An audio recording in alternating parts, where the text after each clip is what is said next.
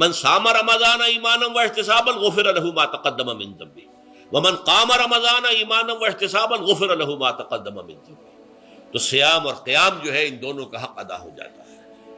تو یہ ہے شہر رمضان الذی انزل فیہ القرآن ھدی للناس وبینات من الھدی والفرقان فمن شہد منکم الشہر فلیصم ومن کان مریضا او علی سفر فعدۃ من ایام اخر یرید اللہ بکم اليسر ولا یرید بکم العسر ولتکملوا العدۃ ولتکبروا اللہ علی ما ھداکم ولعلکم تشکرون. اب جو آخری لفظ ہے لعلکم تشکرون، اب اس کی وضاحت سمجھیے. اور رمضان کے یہ دو پروگرام جب پیرلل ہو جائیں گے، جب دونوں کی پابندی کی جائے گی تو اس کا حاصل کیا ہے؟ اس بات کو سمجھنے کے لیے سب سے پہلے آپ اس کو سمجھیے کہ جسے ہم خود ہی کہہ رہے تھے، جسے ہم سیلف کہہ رہے تھے، اپنی انا کو مضبوط کرنا، سیلف کنٹرول، ایگو جو ہے وہ پوری طرح قابو یافتہ ہو اڈ اور لیبیڈو پر، اصل میں اس سے مراد کیا ہے؟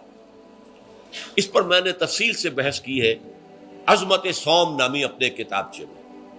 ویسے یہ ہے کہ وہ مشکل ہے، ذرا فلسفیانہ اس کا انداز ہے، لیکن یہ ہے کہ وہی باتیں آسان الفاظ میں جو دوسرا کتاب چاہے عظمت سیام و قیام رمضان مبارک، وہ آسان ہے. اگرچہ یہ دونوں بہت ہی محدود تعداد میں ہمارے پاس ہیں، لیکن یہ کہ میں نے ذکر کر دیا، جو حضرات لینا چاہیں وہ لے لیں.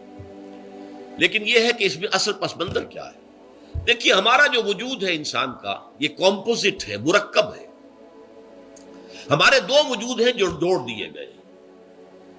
کیسے جوڑ دیے گئے ہم نہیں جانتے، لیکن ہے دو وجود. ایک وجود حیوانی ہے، میں نے عرض کیا تھا پہلے ہی، ہر انسان ایک حیوان بھی ہے مکمل، سارے حیوانی تقاضے ہمارے اندر بھی ہیں. لیکن حیوان اور انسان میں بنیادی فرق یہ ہے کہ انسان کا جو اصل وجود ہے وہ روحانی ہے. اس روحانی وجود کی وجہ سے انسان کا وہ مقام ہوا کہ تمام فرشتوں کو اس کو سجدہ کرنے کا حکم دیا گیا. فَإِذَا سَوَّيْتُهُ وَنَفَخْتُ فِيهِ مِن رُوحِي فَقَعُوا لَهُ سَاجِدِينَ. فرشتوں سے کہہ دیا گیا تھا کہ میں ایک بشر پیدا کرنے والا ہوں مٹی سے. جب میں اسے پیدا کر لوں اور اس کی ناک پلک سنوار دوں، دو پلک درست کر دوں، تو پھر اس کے سامنے اور اس میں اپنی روح میں سے پھونک دوں تو گر پڑنا اس کے سامنے سجدے. حیوان انسان اور انسان روحانی، یہ دونوں مل کر اب آدم بنے ہیں. نمبر دو، اس حیوان انسان کا وجود زمین سے ہے، مٹی سے پیدا کی، مٹی سے، گارے سے، طین لازب سے، چپچکانے والے گارے سے، وہ جس میں کہ بدبو پیدا ہو جائے، یہ ساری باتیں کہی گئی ہیں. اور سائنس بھی کہتی ہے مٹی سے پیدا ہوئے. کیسے پیدا ہوئے اس میں اختلاف ہے، لیکن یہ کہ ہے مٹی ہماری اوریجن، قرآن بھی کہتا ہے اور سائنس بھی کہتی ہے. اور ہمارے وجود کو جب وہ تھک جائے، مزمحل ہو جائے، اس کی انرجی کم ہو جائے، تو اس کے لیے جو غذا ہے، جو تقویت ہے، وہ بھی ساری زمین سے آ رہی ہے. آپ نے پھل کھائے، آپ نے گندم کھائی، آپ نے چاول کہاں سے آ رہے؟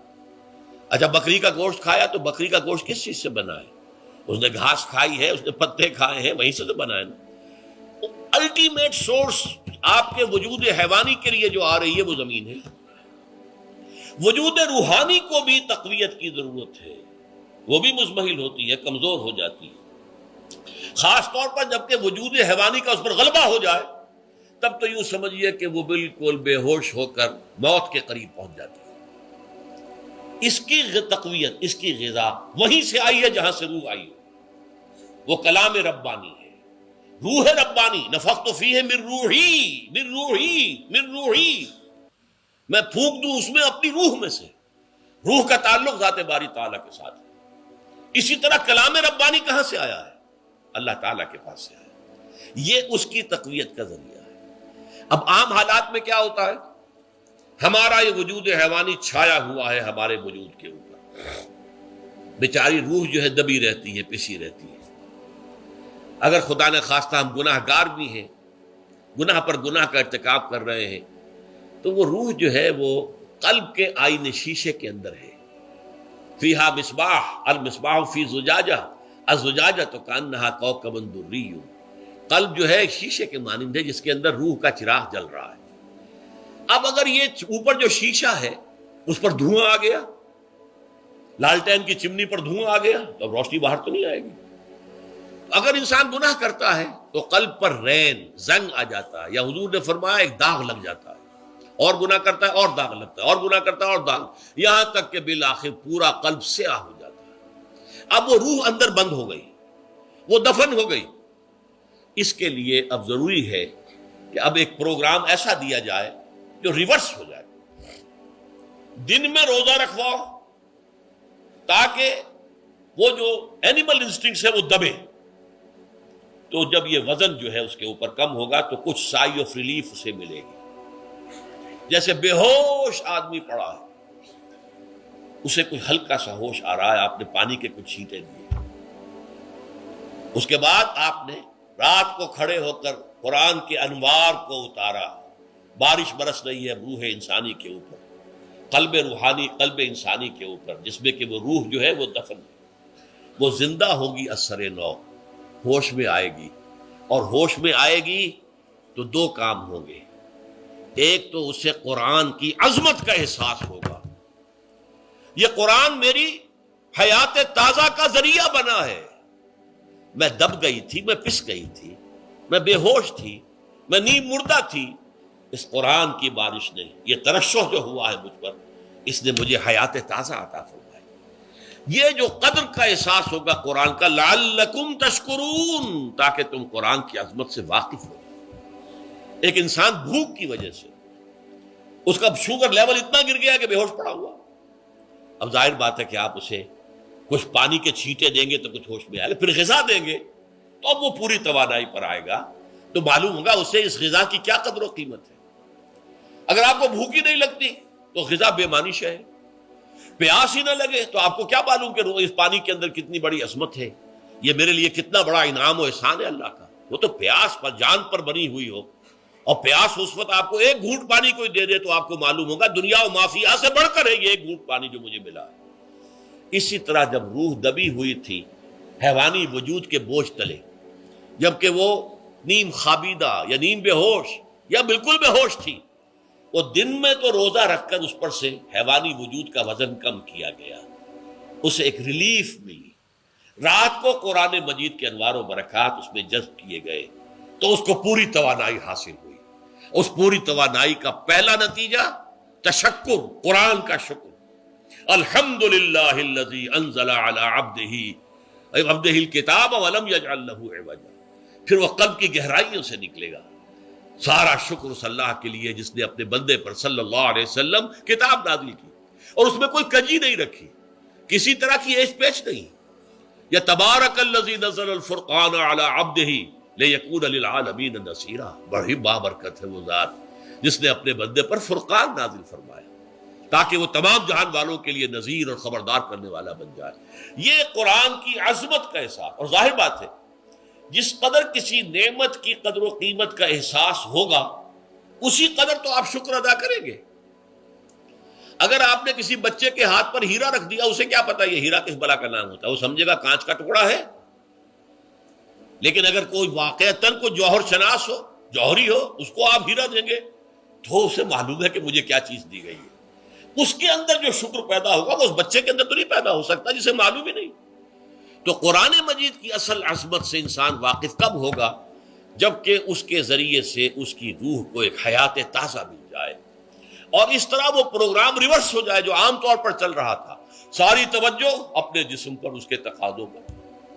جسم میں تھوڑی سی پھنسی نکل آئی ہے، بھاگ رہے، دوڑ رہے ہیں اس کے علاج کے لیے. کوئی اور مرض لاحق ہو گیا، بھاگ رہے ہیں، دوڑ رہے ہیں اس کے علاج کے لیے، بڑی بڑی فیسیں بھی دے رہے ہیں. ساری جسم کی پرواہ ہے. روزانہ نہا رہے ہیں اور اچھے سے اچھا صابن لا کر نہا رہے ہیں، وہ جسم کی پرواہ ہے نا، اس کی دیکھ بھال ہے. روح کی طرف توجہ ہی نہیں. یہ ہے وہ بات جو کہی گئی ہے سورہ حشر میں، اور جسے علامہ اقبال نے پھر اپنے فلسفہ خودی کی اساس اور سورس قرار دیا ہے. وَلَا تَكُونُوا كَالَّذِينَ نَسُوا اللَّهَ فَأَنسَاهُمْ أَنفُسَهُمْ أُولَٰئِكَ هُمُ الْفَاسِقُونَ. دیکھو اے مسلمانوں، ان لوگوں کے مانند نہ ہو جانا جنہوں نے اللہ کو بھلا دیا تو اللہ نے انہیں اپنے آپ سے غافل کر دیا، اور یہی لوگ فاسق و فاجر ہیں.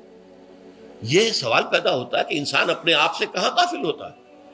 کیا اپنے وجود حیوانی سے غافل ہوتا ہے؟ کیا بھوک لگتی ہے تو ادھر ادھر منہ نہیں مارتا؟ غذا کو حاصل کرنے کے لیے کوشش نہیں کرتا؟ پیاس لگتی ہے تو کیا پانی یا کوئی اور مشروب تلاش نہیں کرتا؟ کوئی بیماری لاحق ہوتی ہے تو کیا اس کے علاج کی طرف توجہ نہیں کرتا؟ اسے آرام کی حاجت ہوتی ہے تو آرام نہیں لیتا؟ اپنے اس وجود سے تو غافل نہیں. کون سے وجود سے غافل ہوا ہے؟ وہ روحانی وجود سے غافل ہے. بھول گیا کہ میرے اندر روحانی وجود بھی ہے اور اس کا تعلق ذات باری تعالیٰ کے ساتھ ہے. اس نے سمجھا کہ میں بس حیوان ہوں، نرا حیوان ہوں، اپنے اس وجود کی اصل حقیقت ہی سے بے خبر، غافل. چنانچہ آج کے دور کا سب سے بڑا المیہ کیا ہے؟ ڈارون کے نظریے کے جو اثرات پیدا ہوئے ہماری معاشرت پر، ہماری سوچ پر، ہمارے فکر پر، ہمارے فلسفے پر، ہماری سوشولوجی پر، وہ کیا ہے کہ ہم بھی نرے حیوان ہیں. اللہ اللہ خیر سلام. یہ سب سے بڑی محرومی ہے اس دور کی کہ انسان اپنے اصل شرف سے خود ہی مستعفی ہو گیا. ہمارا کوئی وجود ہے ہی نہیں روحانی وغیرہ. روح کسے کہتے ہیں ہم نہیں جانتے، بس یہ جسم ہے. ہم اللہ کو نہیں جانتے کون ہے کون نہیں ہے. ہوگا ہم تو اس کائنات کو جانتے ہیں. ہم روح سے واقف نہیں، ہم تو اپنے جسم کو واقف. آخرت سے ہم ہمیں کچھ پتہ نہیں، شاید ہو شاید نہ ہو، کچھ پتہ نہیں، لیکن یہ زندگی تو ہے، اسے ہم جانتے ہیں. یہ ہے آج کے انسان کا سب سے بڑا المیہ. اور یہ ہے ماس اسکیل کے اوپر ارتداد، ذہنی طور پر مرتد ہو چکے ہیں. انسانوں کی عظیم اکثریت مرتد ہو چکی ہے. یہ ہے در حقیقت کہ روزہ جو ہے اس پروگرام کو آ کر ریورس کرتا ہے. دن میں کھانے پینے، جنسی تقاضے پر پابندی، وہ وجود حیوانی کا وزن کچھ کم ہوا. روح جو دبی ہوئی تھی، یا سسک رہی تھی یا بے ہوش تھی، یعنی مردہ تھی، اسے کچھ ریلیف ملا.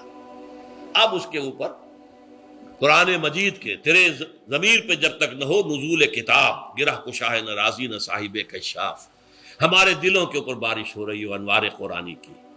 وہ ظاہر بات ہے کہ بغیر سمجھے تو نہیں ہوگی بارش. وہ تو آپ کو سمجھ رہے ہوں گے تو بارش ہوگی، ورنہ تو یہ ہے کہ ٹھیک ہے، میں پہلے بھی عرض کر چکا ہوں، آپ کو ثواب تو ملے گا، لیکن یہ ہے کہ وہ اصل مقصد قرآن کی عظمت کا قلب کی گہرائیوں سے اعتراف جو ہے، اور اس پر اللہ کا شکر تو ادا ہوگا. لعلکم تشکرون، جبکہ قرآن مجید جو ہے آپ کے قلب کے اوپر نازل ہے، اس کا مفہوم نازل ہے. اچھا، اس کا دوسرا نتیجہ کیا نکلتا ہے؟ جب وہ روح جو ہے وہ ہوش میں آئے گی، اس کو حیات تازہ مل گئی، وہ اپنے اصل مرکز اور منبع اور سرچشمہ کی طرف جو ہے متوجہ ہوگی. عربی زبان کا ایک مقولہ ہے، کل شیء یرجع الی اصلہ، ہر شے اپنی اصل جڑ کی طرف جو ہے لوٹتی ہے. ہمارا وجود حیوانی زمین سے زمینی کی طرف لوٹتا ہے، یعنی مرنے کے بعد زمینی میں چلا جائے گا. اور نمبر دو، دنیا میں بھی زمینی خواہشات، زمینی تمنائیں، آرزویں وہ ہیں. ولکنہ اخلد الی الارض، جیسے کہ سورہ وہ کہا گیا ہے بلعام بن باعورہ کے بارے میں سورہ اعراف میں، وہ تو زمین ہی کی طرف دھنستا چلا گیا.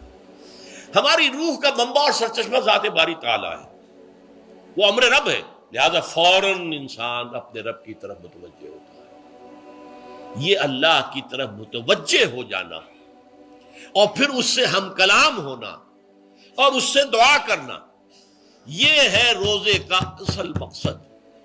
جب سیام اور قیام رمضان مبارک کا دوہرا پروگرام ہوگا تو روح انسانی یا انسان کا حیوانی وجود اپنے مرکز کی طرف مائل پرواز تھا. حسن، اس کو کہہ لیجئے اپنے مرکز کی طرف مائل پرواز ہے. روح ہر شے اپنی اصل کی طرف لوٹتی ہے، لہذا یہ اللہ کی طرف متوجہ ہوگی. یہ اللہ تعالیٰ کی طرف متوجہ ہونے کا معاملہ دنیا میں رہا ہے کہ لوگ کہیں جنگلوں میں جا کر تپسیائیں کر کے، غاروں میں بیٹھ کے، بڑی بڑی ریاضتیں کر کے کیا چاہتے تھے؟ مجھ کو ہے تیری جستجو، مجھ کو تیری تلاش ہے. خالق میرے کہاں ہے تو، مجھ کو تیری تلاش ہے. میں نے یہ نظم جو ہے تقریباً 6 سال جو ہے ہر روز صبح، ہمارا جو ہائی اسکول تھا اس میں جو صبح پریئر ہوتی تھی، لوگ سب جمع ہوتے تھے، پورا اسکول جو ہے اس کے ہمارے طلباء، تو یہ نظم جو ہے پڑھی جاتی تھی. مجھ کو ہے تیری جستجو، مجھ کو تیری تلاش ہے. خالق میرے کہاں ہے تو، مجھ کو تیری تلاش ہے. روح انسانی چاہتی ہے اللہ کا تقرب، اللہ کے قریب ہونا، اللہ سے رشتہ استوار کرنا. یہ وجود حیوانی حائل ہے اس کے راستے میں. یہ حیات دنیاوی اس کے لیے پنجرا بن گئی ہے. اس روح کے لیے یہ ایک در حقیقت ایک قید خانہ ہے. جیسے کہ حضور نے فرمایا کہ دنیا سجن المومن و جنت الکافر، مومن کے حق میں یہ دنیا قید خانہ ہے، اس کی روح جو ہے یہاں آ کر اس جسد حیوانی کے اندر جو ہے وہ دفن ہو گئی ہے، قید خانہ ہے، اس پنجرے میں بند ہو گئی ہے۔ تو لیکن وہ کافر کے لیے یہی باغ و بہار ہے، یہیں پر عیش کرنے ہیں، یہیں پر مزے لوٹنے ہیں۔ تو اس سے در حقیقت ریلیف ملتا ہے، تو انسان متوجہ ہوتا ہے اللہ کی طرف اور دعا کرتا ہے اللہ سے ہم کلام ہو۔